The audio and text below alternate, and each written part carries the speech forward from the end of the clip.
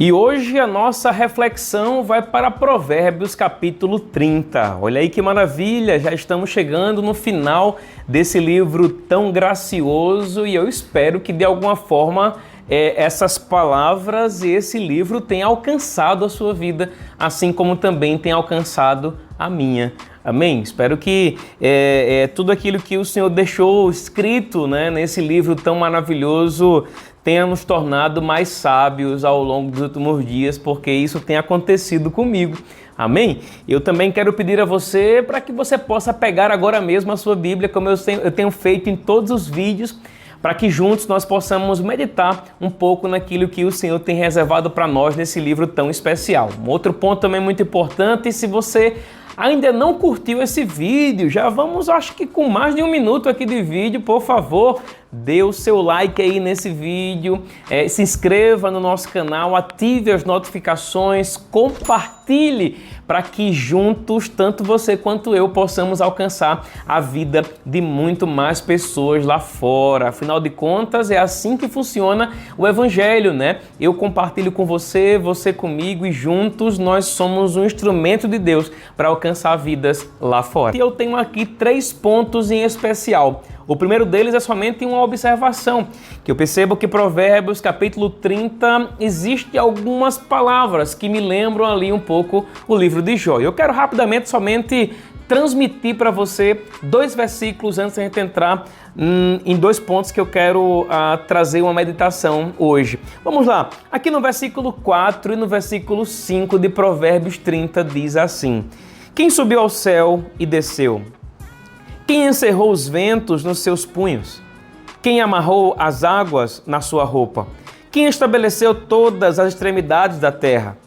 Qual é o seu nome e qual o nome do seu filho, se é que o sabes? Toda palavra de Deus é pura. Ele é escudo para os que nele confiam. Eu percebo aqui uma grande semelhança entre Provérbios 30 e o que está escrito no livro de Jó.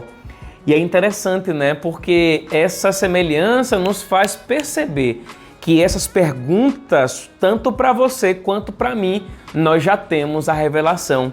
Porque fazemos parte de uma aliança superior, firmada em superiores promessas, nós juntos temos o poder de ter a própria palavra de Deus como um guia para nós. Coisa que os nossos antigos do Antigo Testamento não tinham da forma como nós possuímos hoje. Então hoje, tanto você quanto eu, nós podemos conhecer a Deus, podemos conhecer o seu Filho, podemos ter intimidade com eles, porque foi para isso que Jesus pagou um preço por mim e por você. Então, tendo deixado esse ponto aqui passado, eu quero tratar agora sobre 2 aspectos em especial aqui no livro de Provérbios capítulo 30. O primeiro deles é um alerta aos jovens. Eu até coloquei aqui como título que seria o seguinte, jovens, 2 pontos, honrai vossos pais e atentai para as suas palavras. Eu fui jovem, na verdade ainda sou, Saí agora dos 30, amém, eu sou jovem, mas eu me lembro da época em que eu morava na casa da minha mãe e do meu pai. Eu falava esses dias na igreja, quando eu estava ministrando, quantos livramentos eu tive porque atentei para as palavras da minha mãe.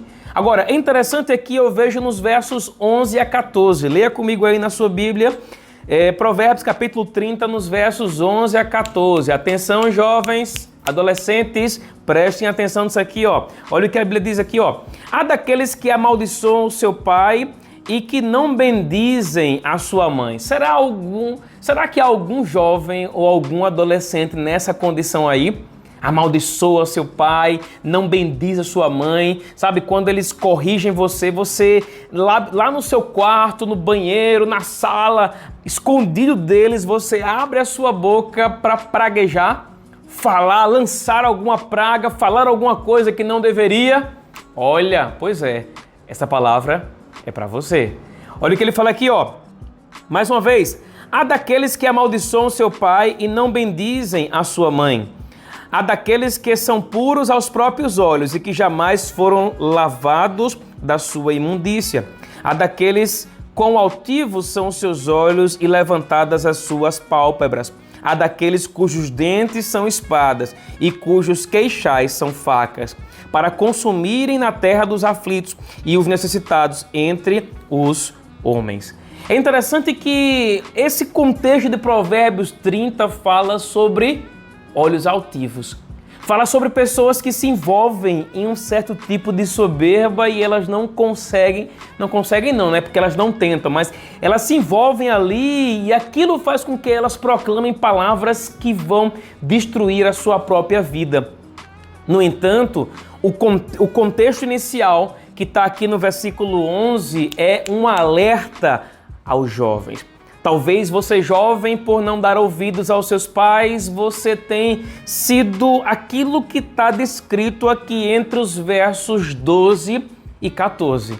Eu quero dizer a você, tenha muito cuidado. Muito cuidado porque eu conheço muitos jovens que não deram ouvidos às palavras dos seus pais e das suas mães e acabaram entrando por caminhos de perdição. É interessante aqui em um outro versículo, aqui no verso 17, diz assim, ó, atenção jovens, alô, aleluia, os olhos de quem zomba do pai ou de quem despreza a obediência à sua mãe, corvos do ribeiro os arrancarão e pelos pintões da águia serão comidos. Eu quero ler aqui uma outra versão, né? Porque às vezes os jovens reclamam, pastor, a Bíblia é difícil de entender. Tudo bem, vamos para uma versão aqui mais simples, né? Mais explicativa. Aqui em Provérbios, capítulo 30, no verso 17, na versão Nova Tradução da Linguagem de hoje. Olha o que diz aqui, ó. Quem caçoa do seu pai ou despreza a sua mãe, quando ela fica velha, será comido pelos urubus. Ou terá os olhos arrancados pelos corvos. Olha aí, jovens! Qual é, melhor dizendo, né, o fim que você quer ter? Ser comido por um urubu ou ter os seus olhos arrancados por um corvo? Então fique atento, amém? Você precisa... Sabe, eu tenho hoje 40 anos de idade e sempre que a minha mãe fala, eu escuto. E eu considero isso muito importante. Sabe, não importa a idade, já sou casado há quase 20 anos. E olho para a minha vida e eu percebo o quanto é importante ouvir os conselhos da minha mãe. Meu pai não tem mais como escutá-lo porque ele já partiu, né? Mas mesmo sendo um homem que em alguns momentos fez algumas tolices, meu pai, ao longo da vida, me deu alguns conselhos muito sábios. E cá estou eu, não é? Eu olho para a minha vida, é claro que eu tenho muita coisa ainda para viver, muitas áreas que eu vou alcançar, mas eu olho e eu percebo e eu louvo a Deus pelos ensinamentos do meu pai e da minha mãe. Então, jovem, fique atento a isso. Tá certo? E o segundo ponto aqui para a gente finalizar, eu na verdade percebo aqui em Provérbios 30 4 exemplos que nos inspiram. São eles o exemplo das formigas, o exemplo dos coelhos selvagens, o exemplo dos gafanhotos e o exemplo dos lagartos. Vê comigo aqui, por favor, no versículo 24 para a gente finalizar. Eu vou voltar para a revista atualizada, tá? Que é a outra versão, diz aqui, ó, Provérbios capítulo 30, verso 24. Fala assim, ó, há 4 coisas muito pequenas na terra que, porém, são mais sábias que os sábios. Aí ele fala a primeira, as formigas, povo sem força, todavia no verão preparam a sua comida. Eu lhe pergunto, em que uma formiga nos inspira? Tempo, tic-tac, tic-tac, tic-tac. Vamos lá, primeiro ponto, formiga nunca para, né? Não é aqui um incentivo a você, sabe, se atarefar de coisa e nunca parar. Não estou falando sobre isso, até porque a gente não costuma ver aquele formigueiro cheio de formiga à noite. Não é? Então a gente percebe que elas têm ali um tempo onde elas estão ativamente, intensamente. Não é? Mas eu percebo aqui em Provérbios capítulo 30, no verso 25, quando ele fala sobre as formigas, eu percebo 3 coisas em especial. A primeira, preparação. A formiga se prepara. Ela se prepara para o dia em que ela não vai conseguir colher, o dia que ela não vai conseguir trabalhar. Amém? Outro ponto muito importante, disposição. Olha aí, a formiga é um animal disposto. Você pode tentar tirar uma formiga do caminho dela, ela vai voltar para o caminho. Você afasta ela, mas ela é insistente, sabe? E ela está lá disposta a continuar naquela jornada. E um terceiro ponto que eu falaria aqui é organização. Formigas são muito organizadas. Eu lhe pergunto, ou eu pergunto a vocês, né, para não ser tão pessoal aí. Tem alguém desorganizado aí me assistindo? Me diga, pelo amor de Deus.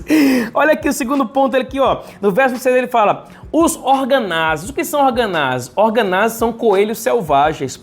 Os coelhos selvagens, povo não poderoso, contudo fazem a sua casa nas rochas. É interessante que os coelhos selvagens, eles são muito conhecidos pelo tipo de construção que eles fazem, né? Eu posso aqui dizer que são sábios construtores, né? Aí eu lhe pergunto, o que é que você tem construído na sua vida? Olha aí, ó.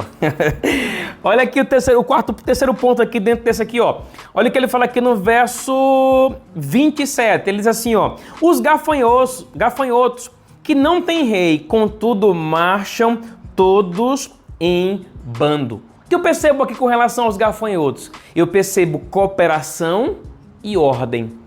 Eles não têm um rei entre eles, mas mesmo não tendo um rei, eles se movem debaixo de cooperação e de ordem. Para finalizar, aqui dentro desse mesmo contexto, aqui no verso 28, ele fala a respeito de um animal que a Bíblia aqui na Revista Atualizada fala de geco.